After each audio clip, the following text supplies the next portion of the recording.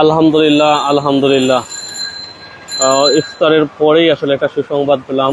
এটা হচ্ছে সবার প্রিয় শহীদ শরীফ ওসমান বিন হাদির হত্যাকাণ্ডের আজ অনেক দিন হয়ে গেল। সেই হত্যাকাণ্ডের অনেক দিন পর আমরা দুটানায় ছিলাম আসলে শহীদ শরীফ ওসমান হাদির যারা কিলার তারা কি আসলে গ্রেফতার হবে, আসলে কি হাদি যে চেয়েছিল তার যে হত্যার বিচার চেয়েছিল। মৃত্যুর আগে হাদি বলেছিল আমি মারা গেলে যেন আমার আমার আমাকে যারা খুন করবে তাদের জন্য বিচার হয়, যারা হাদি হত্যার বিচার হয়।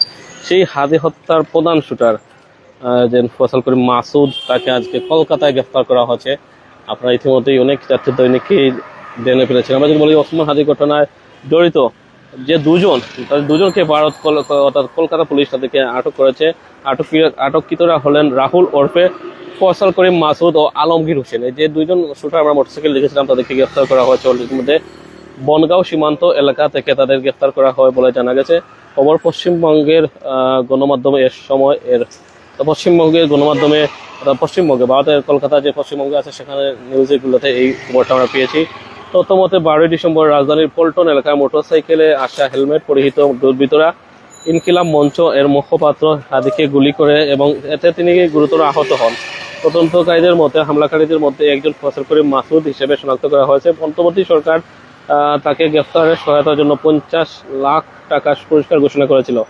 ঘটনার সঙ্গে সংশ্লিষ্টতার অভিযোগে এর আগে ফয়সাল করিম মাসুদ, তার company Apple soft IT limited এবং তার পরিবারের সদস্যদের সকল ব্যাংক হিসাব জব্দ করা হয়েছে। এর আগে সিআইডি কর্মকর্তা বলেছিলেন ঘটাতে কোনো অর্থায়ন ছিল কিনা তার নির্ধারণের জন্য চলাকালীন সম্ভাব্য হস্তান্তর গোপন করা একাধিক সিদ্ধান্ত নেওয়া হয়েছে। হাদিকে গুলি করা ঘটনার তদন্ত আইন প্রয়োগকারী সংস্থাগুলোকে চালিয়ে যাচ্ছে। আচ্ছা, যে কোনো বলতে চাচ্ছি যে ভারতের যে কলকাতার যে পুলিশ তারা ইতিমধ্যে জানিয়েছে, বিভিন্ন সোর্স মধ্যে আমরা জানতে পেরেছি, মিডিয়ার মাধ্যমে জানতে পেরেছি হাদিকে হত্যা করা হয়েছে।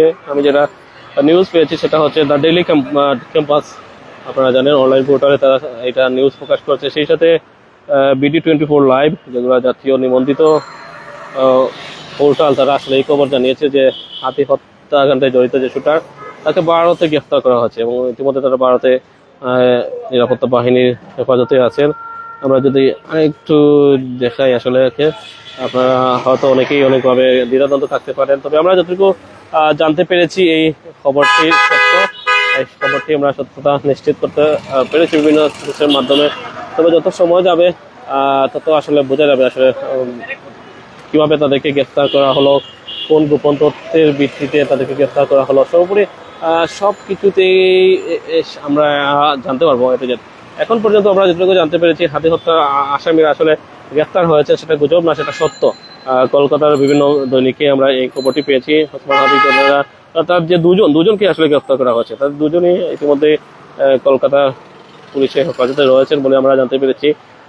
এর বাইরে যদি আমরা বলে থাকি যে হাদিকে হত্যাকাণ্ডের যে বিভিন্ন প্রচেষ্টা ছিল সেটা অনেকাংশে ফেল হয়ে গেছিল। আমরা ভেবেই নিয়েছিলাম যে ওসমান হাদিকে হয়তো যারা হত্যা করেছে তাদেরকে হয়তো তারা হয়তো ফিরে যাবে না। এই মুহূর্তে আমরা ডিবিসি বাংলা নিউজে অর্থাৎ ডিবিসি নিউজে আমরা জানতে পেরেছি যে তারাও সত্যতা প্রচার করেছে যে ওসমান হাদি হত্যাকাণ্ডে জড়িত যে ফয়সাল বিন হাদি। ডিবিসি নিউজ দেখেন, ওসমান হাদি হত্যার মামলার প্রধান আসামি ফয়সাল ভারতে গ্রেফতার। অর্থাৎ জাতীয় যেগুলা মেইন স্ট্রিম মিডিয়াগুলো তারাও আসলে এই খবরগুলো প্রচার করতেছে। হাদি হত্যাকাণ্ডে যারা জড়িত তাদেরকে গ্রেফতার করা হয়েছে। বিস্তারিত আসতে একটু হয়তো সময় লাগবে। তবে আমরা যেটা বলতে থাকি, হাদি হত্যাকাণ্ডের পুরো বাংলাদেশ চেপে নড়ে বসেছিল। ইনকিলাব জিন্দাবাদ, দিল্লি না ঢাকা, এইসব স্লোগান আমরা আসলে বারবার শুনেছি। এইসব স্লোগান আমাদেরকে বিশেষ করে ইয়াং জেনারেশনকে প্রফুল্লিত করেছিল। ভারত বিদ্বেষী যে একটা মনোভাব বাংলাদেশের মধ্যে ছিল সেটা হচ্ছে ছাপিয়ে উঠেছিল। অর্থাৎ আমরা জানি 5 আগস্টের পর থেকে বাংলাদেশ থেকে প্রায় 45,000 আওয়ামী দূষর এবং সেই সাথে সরকারি কর্মকর্তা, পুলিশ, বিভিন্ন বাহিনীর সদস্যরা তারা ভারতে আশ্রয় নিয়েছে। তো এই সকল বাহিনীদের তারা যেহেতু ভারতে অবস্থান করছেন, নিরাপদ স্থান করছেন, তার মধ্যে আপনারা জানেন যে মুখ্য সংগঠক ছিলেন ইনকিলাব মঞ্চের মুখ্য সংগঠক, যিনি আসলে ভারত বিরোধী আগ্রাসনের কণ্ঠস্বর ছিলেন, যিনি আসলে 5 আগস্টের পর থেকেই বেশি পরিচিতি পেয়েছিলেন সব জনতা মানুষের কাছ থেকে, সেই শহীদ শরীফ ওসমান বিন হাদি। এই হাদিকে আপনারা জানেন এক শুক্রবারে যিনি ওনার নির্বাচনী ক্যাম্পেইনের সময় রিক্সা চলার পথে আসলে ওনাকে গুলিবিদ্ধ করা হয়। উনি গুলিবিদ্ধতে ওনার কানের নিচ দিয়ে গুলি করা হয়। পরবর্তীতে ঢাকা মেডিকেলে নিয়ে ইমার্জেন্সি সার্জারি করা হয়। পরবর্তীতে তাকে রাজধানী এভার কেয়ারে স্থানান্তর করা হয়। কিন্তু দুদিনের মধ্যে তাকে আসলে আমরা জানি যে তাকে সিঙ্গাপুরে নেওয়া হয়, সিঙ্গাপুরে জেনারেল হাসপাতালে। কিন্তু সিঙ্গাপুরে কিছুদিন লাইফ সাপোর্টে থাকার পরও আসলে হাদিকে বাঁচানো যায়নি। আমরা জানি অন্তর্বর্তীকালীন সরকারের প্রধান উপদেষ্টা ডক্টর মোহাম্মদ ইউনূসের আপ্রাণ চেষ্টা করেছিলেন শহীদ শরীফ ওসমান বিন হাদির যেন বিচার হয় এবং সেই জন্য গ্রেফতারের প্রচেষ্টা চালিয়ে গিয়েছিলেন। কিন্তু তাদেরকে আপনারা জানেন তারা যে সীমান্ত দিয়ে ডলা সীমান্ত দিয়ে যে যশোরের নতুন ভুলে গেছিল সীমান্তের নাম, সেই সীমান্ত দিয়ে তারা পালিয়ে গিয়েছিল, তাদেরকে আসলে গ্রেফতার করা যায়নি। হাদিকে সেই যে ঘটনা, অর্থাৎ আপনারা জানেন একটা সময় হাদি জেনারেল হাসপাতালে অর্থাৎ সিঙ্গাপুরের জেনারেল হাসপাতালে মারা যান।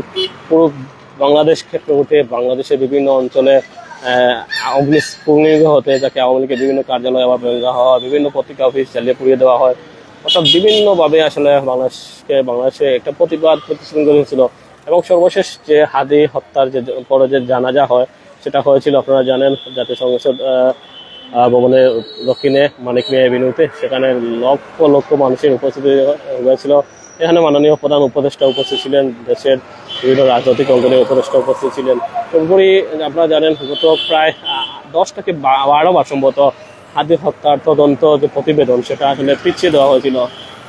কিন্তু আমরা আসলে সবাই আসলে শঙ্কিত ছিলাম যে হাদি হত্যার ঘটনায় যে বিচার বা হাদিকে হত্যা তাদের যারা জড়িত তারা গ্রেফতার করা যাবে কিনা।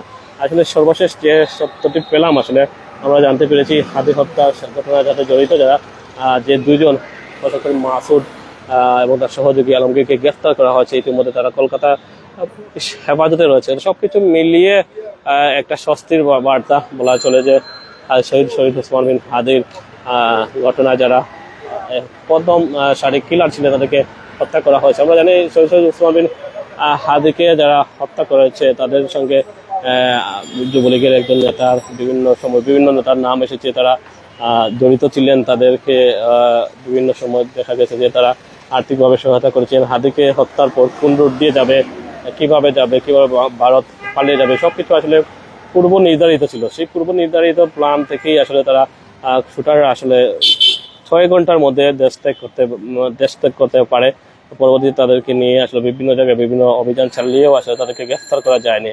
তো সব মিলিয়ে আজকে যেটা স্বস্তি খবর, শহীদ ওসমান বিন হাদির 2 প্রধান শুটার তাদেরকে আসলে গ্রেফতার করা হয়েছে, এটাই সত্য। এবং আমরা এটাই গণমাধ্যমের মাধ্যমে আমরা এটাই জানতে পেরেছি। বাকিটুকু আমরা একটু পরেই সত্যতা জানতে পারবো কিভাবে তাদেরকে গ্রেফতার করা হয়েছে এবং তারা কি অবস্থায় আছেন, তথ্য নজরদারি আসলে কিভাবে তারা পেলেন।